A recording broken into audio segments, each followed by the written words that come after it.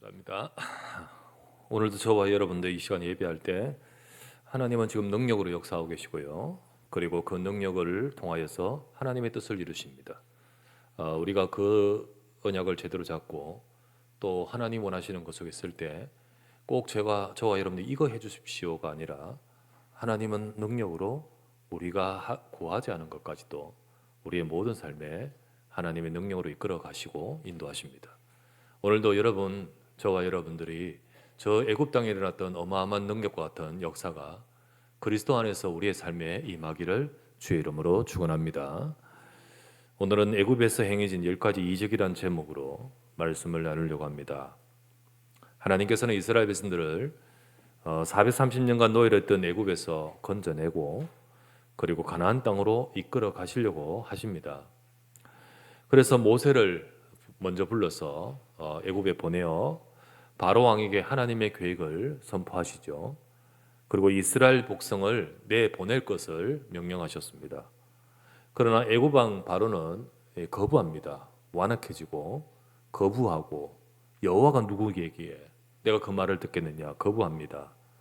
게다가 이스라엘 백성들도 처음에는 믿었다가 가중된 노역과 여러 가지 상황의 현실의 어려움을 인하여서 불만이 쌓이고 또 하나님 말씀을 믿지 않고 마음이 완악해 상해 있습니다. 이때 하나님께서는 출애굽기 7장부터 이제 오늘 8장 읽었는데요. 제가 지난 7장부터 이제 12장까지 하나님이 본격적으로 애굽에 재앙을 이적을 내리십니다. 이제 그것을 우리가 잘 아는 10가지 이적이라 10가지 재앙이라라는 것으로 임하시죠. 오늘은 방금 보았던 본문은 개구리이지 않습니까?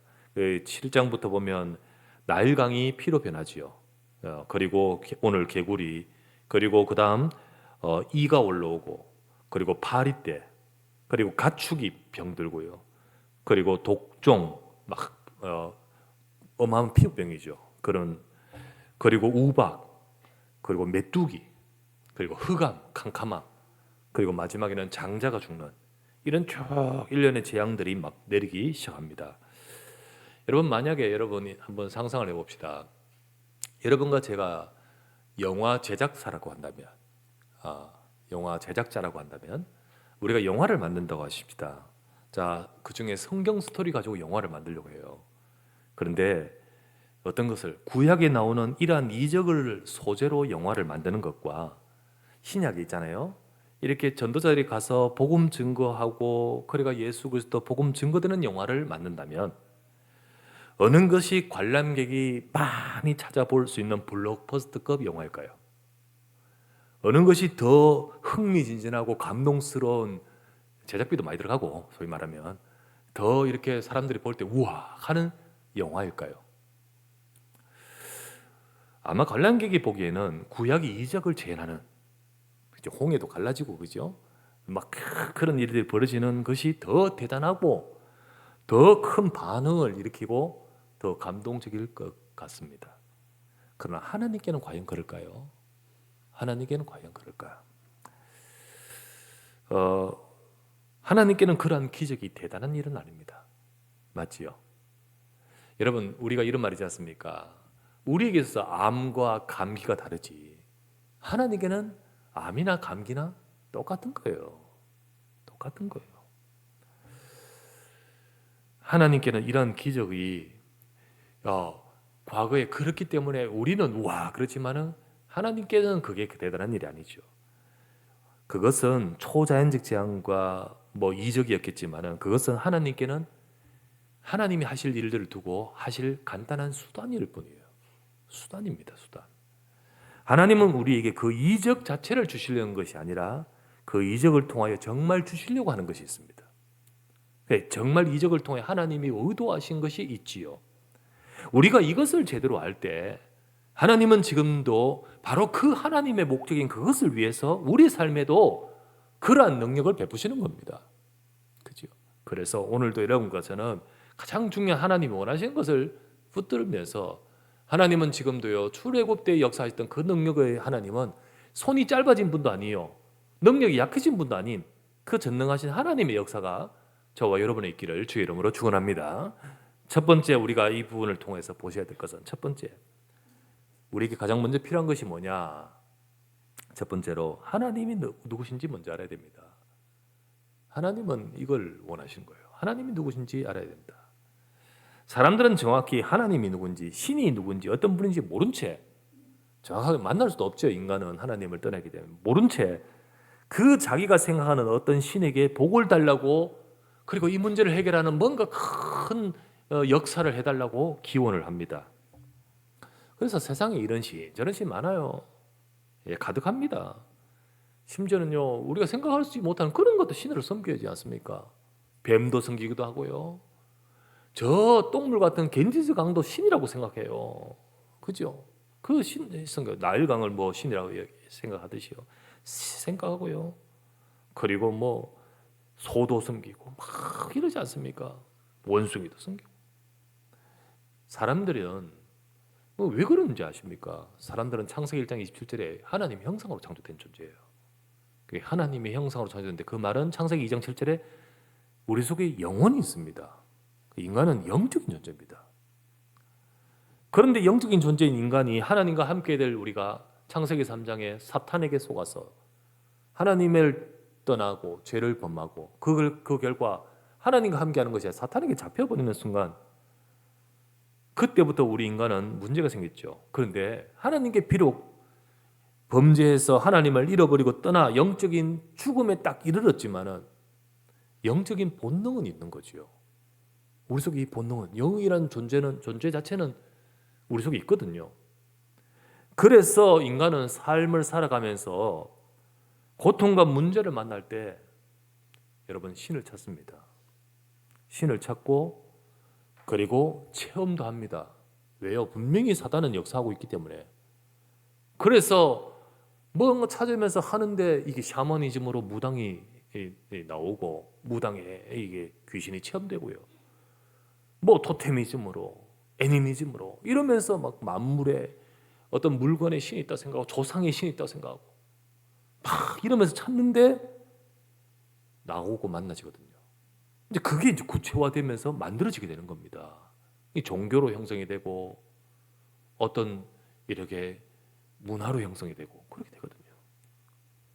에베소서 2장 1절에 3절에 말씀하지 않습니까?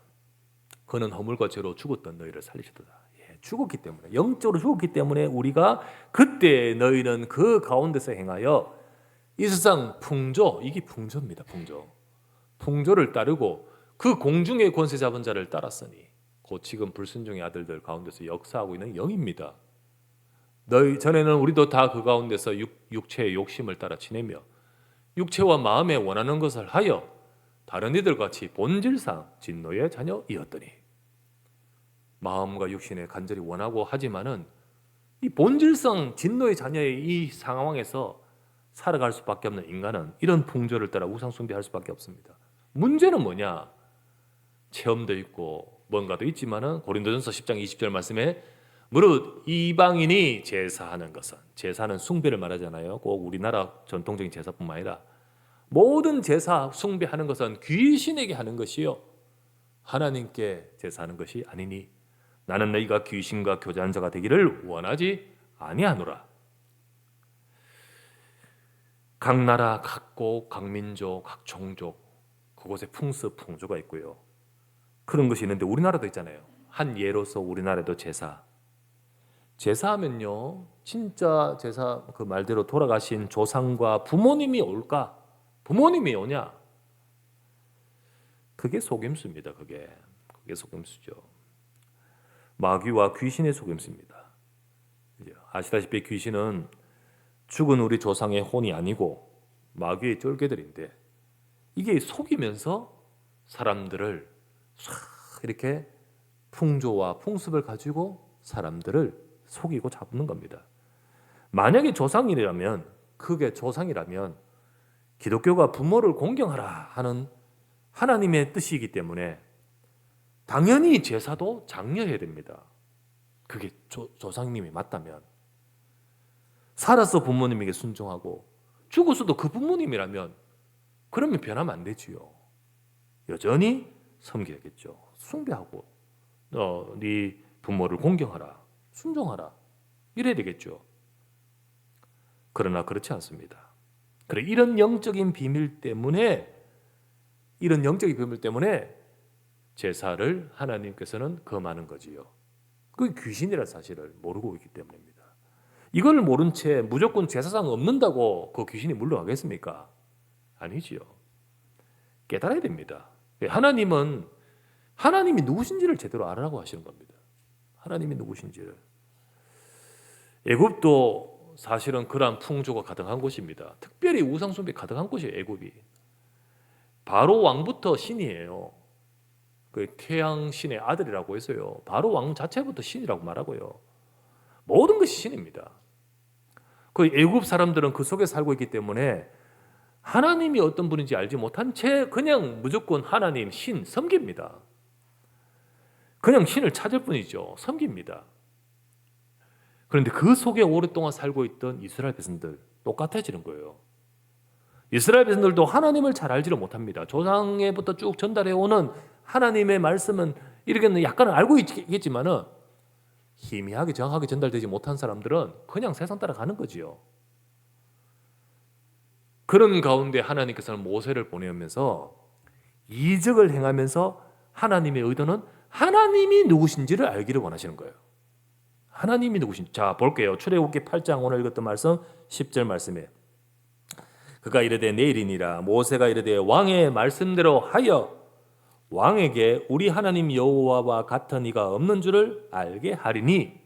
하나님이 어떤 분이야? 22절 계속해서 나옵니다. 22절 그날에 나는 내 백성이 거주하는 고센 땅을 구별하여 그곳에는 파리가 없게 하리니 이로 말미암아 이 땅에 내가 여호와인 줄, 그분은 여호와인 줄을 알게 하려 합니다. 계속 나옵니다. 재앙 때마다 내가 여호와다. 하나님이 어떤 분이냐? 여호와다. 그래서 하나님이 여호와라고 하시면서 행하는 재앙에는요, 10가지의 재앙 모든 것이 다 애굽의 우상과 관련되어 있습니다. 하나님이 그냥 이거 하면 대단하겠다 해서 한 게 아니고 전부 애굽의 우상과 관계 있는 것으로 재앙을 내리십니다. 왜 하필 팔이야? 왜 하필 깨구리야?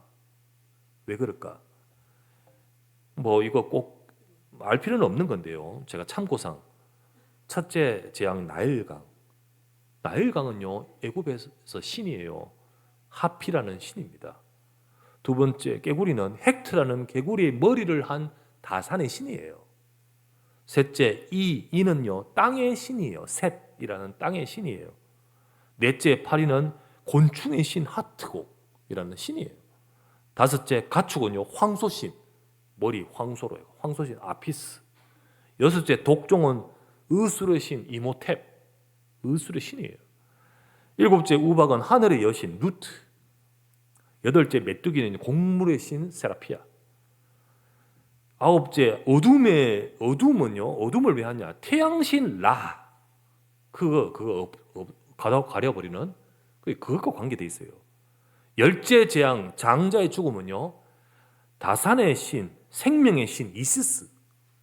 그 이시스 생명의 신 그냥 무력하게 되게 만들어요. 그렇게 함으로써 하나님은요 이게 그 우상 박살낼 게 아니잖아요. 이들이 그걸 이게 뭔지도 모른 채 섬기고 있는 그 믿음을 박살내면서 그것을 이스라엘 백성들도 똑같이 지금 믿는다니까요. 그리고 막 거기 영향받는다니까요. 나중에 보십시오. 애굽에서 나와가지고 모세가 호렙산에 올라갔을 때 금으로 뭐 만들어요? 황소 만들자. 송아지 만들고는 뭐라 해줘? 우리를 애굽에서 건져낸 신이라 하잖아요. 이 개념이 여기 젖어 있거든요. 젖어 있어요. 그걸 하나님을 누군지를 모른 채 하나님이 황소라고 생각해버린 거예요. 이렇게 생각합니다.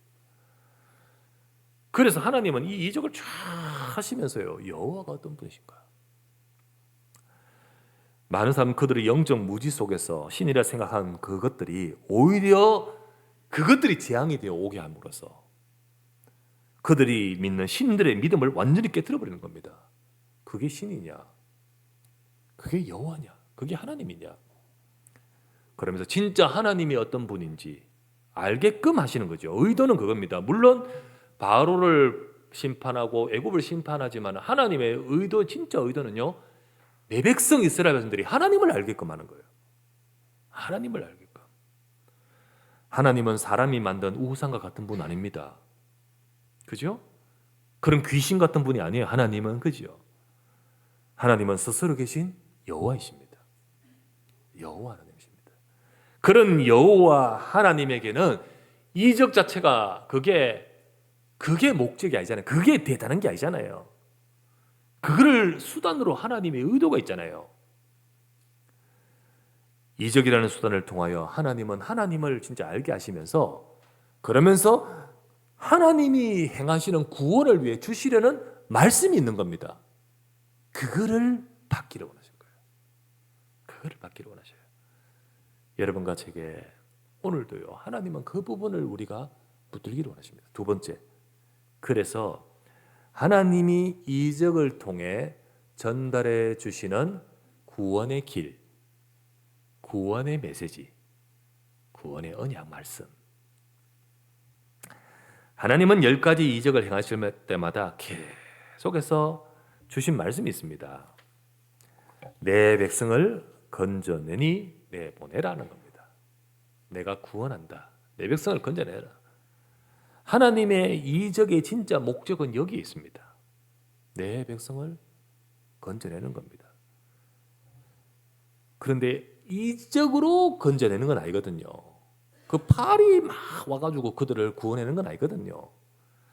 이적을 통하여 여호와 하나님이 행하시는 구원의 언약을 선포케 하는 겁니다. 그 언약을 이제 그 언약으로 계속 가도록 만드는 거예요. 그 언약을 믿도록 만드는 겁니다. 여러분, 아무리 대단한 이적이라 해도, 놀랍다 하더라도 그것은요 그냥 그때뿐이에요. 우와 이거 했지만은 지나가는 겁니다. 깨구리가 놀라워도요 며칠 안 있으면 죽으면 시체 덩어리잖아요. 그잖아요. 그잖아요. 아무리 죽은 자가 살아나도 또 죽어요. 또 죽어요. 그런다고 인간의 진짜 문제는 해결되는 거 아니잖아요. 지금 파리, 이적, 이런 것으로 진짜 이들에게 있는 문제가 해결되는 건 아니거든요. 그걸 가지고 구원받을 수 있는 건 아닙니다. 그렇다면 진짜 기적은 뭘까? 진짜 하나님의 능력은 무엇일까? 인간에게 있는 절대 해결할 수 없는 근본적인 문제에서 구원을 받고 운명을 바꾸게 하는 겁니다. 그게 바로 진짜 능력이에요. 지금 아무리 파리 때 오고 이적이 와도 그냥 그거로 끝난다면 아무것도 아니에요. 결국은 애굽에서 나와야 되는 거잖아요. 이 운명이 바뀌어야 되는 거죠. 이제 그것으로 지금 몰아가는 겁니다. 하나님은. 우리에게 진짜 이적과 능력은요. 아무리 여러분 병나서 보십시오. 아무리 큰 능력이 나타나서 여러분들과 제가 희한한 일이 있어도 우리 인생이 구원을 못 받는다면, 우리 인생에 이 구원의 운명의 일을 바꾸는 하나님의 이 역사가 없다면 아니잖아요. 그래서 인간에게 절대 해결할 수 없는 근본적인 이 문제에서 구원받고 운명을 바꾸는 것, 그게 바로 복음의 말씀입니다. 그게 바로 복음의 말씀이에요. 고린도전서 1장 18절 말씀에 십자가의 도죠. 십자가의 도가 에게 그렇겠지만요, 멸망한 자들에게는 미련한 것이요 구원을 받는 우리에게는 진짜 하나님의 능력입니다. 그게 하나님의 능력이에요. 하나님의 능력은요, 여러분 다시도 말하지만 하나님께는요 이런 일 저런 일, 저게 하나님께는 그게 대단한 게 아니고 하나님의 수단이고요. 하나님의 진짜 목적은 정말 이스라엘 백성을 구원하는 그것을 주시는 겁니다. 예수님도 많은 사람들에게 이적을 행하셨습니다. 왜 이적을 행하셨죠? 물론 아파하는 자 불쌍히 여기고 정말로 고통당한 자 그들을 건지지만, 그러나 진짜 주님의 목적은요, 그 이적을 통하여 하나님이 이 땅에 보내신 구원의 길, 예수님이 그리스도이심을 알게 하는 겁니다. 그거거든요. 그리고 그 예수 그리스도를 믿고 구원 얻게 하는 겁니다. 그래서 그 구원의 메시지를 위해서 하나님은 이적을 주시고 예수님도 이적을 행하신 겁니다. 이렇게 하나님의 포커스는 구원의 복음에 있고, 또 이 복음 속에 하나님의 능력이 있고 복음이 제일 큰 이적입니다. 복음이 제일 큰 이적이에요. 마태복음 12장 38에서 40절 말씀에 이런 말씀이 있습니다. 그때 서기관과 바리새인 중 몇 사람이 말하되 선생님이여 우리에게 표적 보여주시기를 원하나이다. 예수께서 대답하여 이르시되 악하고 음란한 세대가 표적을 구하나 선지자 요나의 표적밖에는 보일 표적이 없느니라. 요나가 밤낮 사흘 동안 큰 물고기 뱃속에 있었던 것 같이 인자도 밤낮 사흘 동안 땅 속에 있으리라. 여러분, 예수님이 요 앞에 38절 그 앞에 예수님이 병자도 고치고 이적도 행하시고 계십니다. 그러는 가운데 그 앞에 있는데요, 바리새인 서기관들과 표적을 보여주시기를 원하나이다. 이적을 보여주시기를 원하나이다. 그때 예수님이 이들이요 정말로 왜 예수님이 이적을 행하십니까? 진짜 예수 그리스도 복음 듣고 믿게 하려고 하잖아요. 근데 그들은 하나님이 주시는 예수 그리스도 복음에는 관심이 없습니다. 오직 대단한 이적, 그걸 보여주시기를 원합니다. 그때 예수님이 하신 말씀이 악하고 음란한 세대가 표적을 구하나. 진짜 하나님이 주시는 표적, 이적은 뭔지 아느냐? 선지자 요나의 표적이다. 요나가 물고기 뱃속에 3일 동안 있다가 나왔던 것 같이 인자도 땅 속에 그렇게 있으리라. 뭘 말하죠? 예수님의 십자가 죽으셨다가 부활하시는 그분이 그리스도라는 그 사실. 이것 아니라 하나님이 이걸 계속해서 말씀하시는데 이것 아닌 눈에 보이는 기적과 이적 자체만을 찾는 자에게 일컬어서 악하고 음란한 세대라 라고 표현하는 겁니다. 하나님이 주신 길이 아니라 다른 것을 추구하고 있기 때문에 그거 우상숭배와 같은 거예요. 그렇기 때문에 악하고 음란한 세대. 그 복음이 아닌 다른 것 추구하는 것 종교와 같은 거예요. 그래서 악하고 음란한 세대. 보이는 이적도 중요하지만 정말 하나님이 그걸 통하여 가장 주시려고 하시는 가장 큰 이적은 그리스도의 복음인 줄 믿습니다. 구원의 길 복음. 그것을 깨달아야 되는 거예요. 그것을 알아야 돼요. 그게 바로 하나님의 가장 큰 의도요, 목적이요, 메시지의 핵심의 그거라는 사실. 그때 우리에게는 하나님은 다른 것도 역사하십니다. 그 안에 다른 것을 역사하시는 거예요. 세 번째, 그래서 최고의 이적인 그리스도 안에서 임하는 능력, 역사, 하나님의 일하심. 자, 모세는요 나일강 기적부터 시작해서 하나씩 계속 이적을 해왔습니다. 총 이렇게 10가지 하는데 마지막 10가지 쪽으로 몰고 가는 겁니다.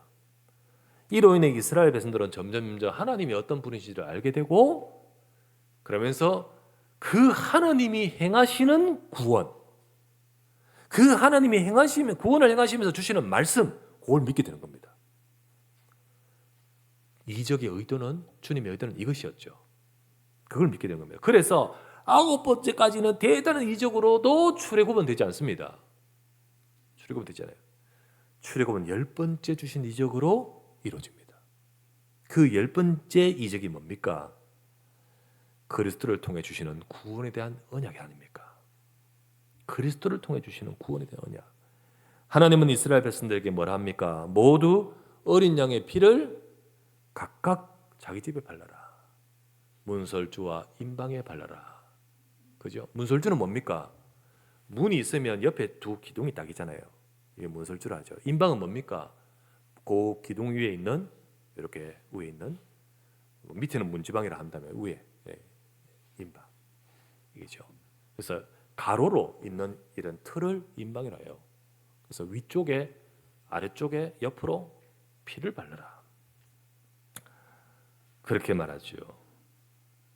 그러면서 그리하면 그 밤에 구원이 이 가정에, 각 가정에 임하고 더 나아가서 완전히 애굽에서, 노예에서 해방될 것이라고 말하죠. 그날 밤에 구원의 역사가 임한 겁니다. 그날 밤에 430년의 저주가, 족쇄가 문을 깨어지고 하나님의 역사가 임한 겁니다. 이것을 유월절이라고 하죠. 이 유월절에 있는 어린 양은 앞으로 오시게 될 그리스도께서 우리를 대신해서 십자가의 죽으심을 상징하고 말씀해 주는 거지요. 그래서 유월절 양으로 이 땅에 오셔서 유월절 때 십자가에 죽으십니다. 예수님은. 성경에도 나옵니다. 고린도전서 5장 7절에서 중반부에 보면 이렇게 나오죠. 우리의 유월절 양 곧 그리스도께서 희생이 되셨느니라.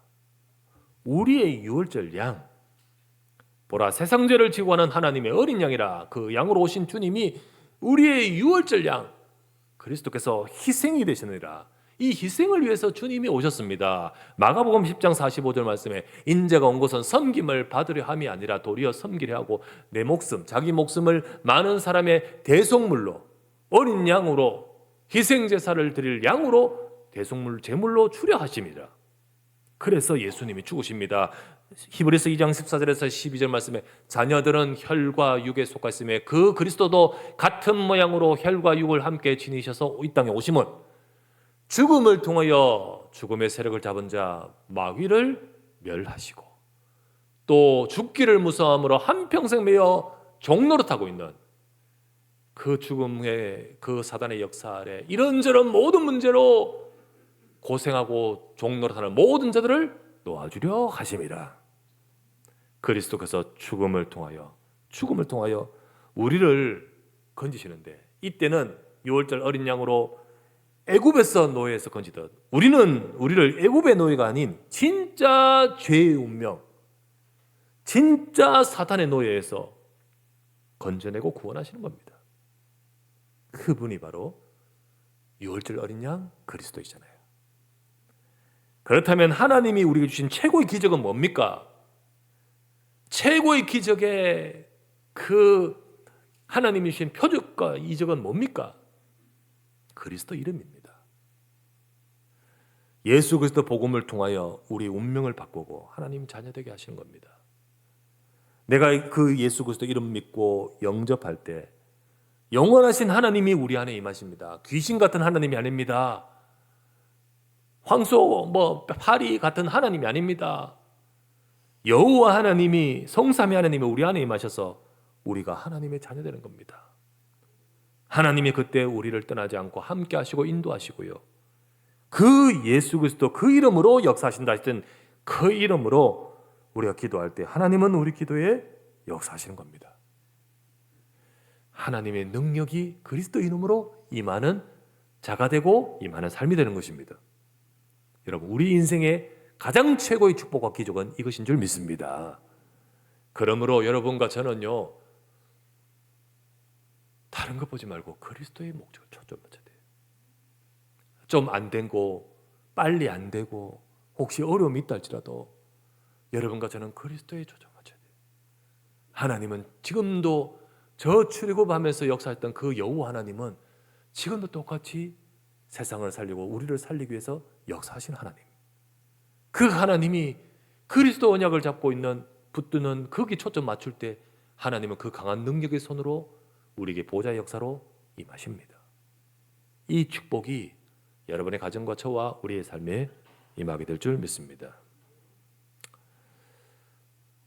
하나님은 지금도 구원하시는 능력으로 이스라엘 백성에게 역사하시듯 교회와 성도에게 역사하십니다.